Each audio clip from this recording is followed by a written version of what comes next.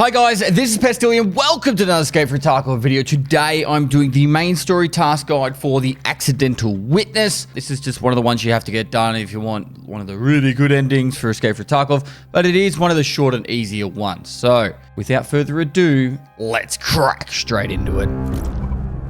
Alright, so the accidental witness kicks off once you walk around dorms. If you're pretty much between the 2-story dorm and the 3-story dorm where the cars are, or outside pretty much room 110, that will kick it off. However, you can just avoid by just going straight up to room 110, and there is a letter on the right hand side of the door. You can open up the door and just walk inside and read the letter from inside the room, but there's also the one on the outside of the door as well. So you do kind of need to go get both, and then that would be the first stage done. Once you've done that, leave the raid, and then you need to go speak to Skier.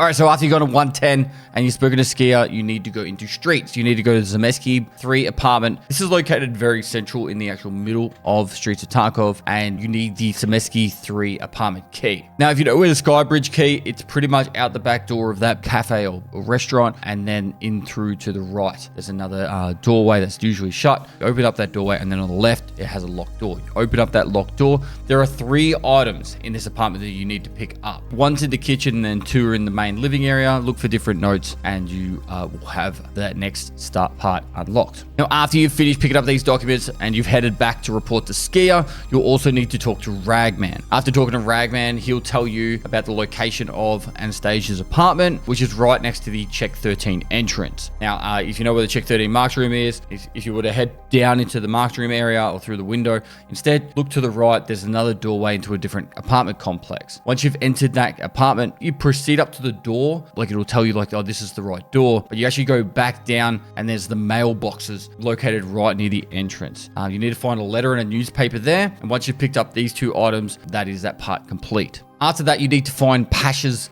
bike. Now, this is located on customs behind 2-story dorms. It's not really that far away from the actual dorm building. There's a big rock and it's got a bike that's like crashed into it with the blood all around it. You probably would have walked past this multiple times and gone, hey, that looks interesting. That's part of the main story task. So you pretty much just walk up to the bike and open up the letter that's next to the bike. After you've done that, you need to head up to Skier, hand in that part of the quest, and he'll tell you to find Reshala's stash. Now, Reshala's stash is located back on customs near the crack house. You'll need Reshala's bunkhouse key to be able to do this. And you can get this key just through like containers, like jackets and filing cabinets like normal, or off scavs, or off Reshala himself. Chat kind of things to think it's like 1 in 3 chance. I don't know. But you can just buy it on the flea market if you want to use the flea market. So buy the key, get inside there, and there should be 3 letters that you need to pick up. Stuck to like the pin, like on the wooden wall, and then I think there's another like in like a suitcase or something like that. Once you finish that Reshala's stash, you need to head over to Shoreline. Inside Shoreline, you need to go to the village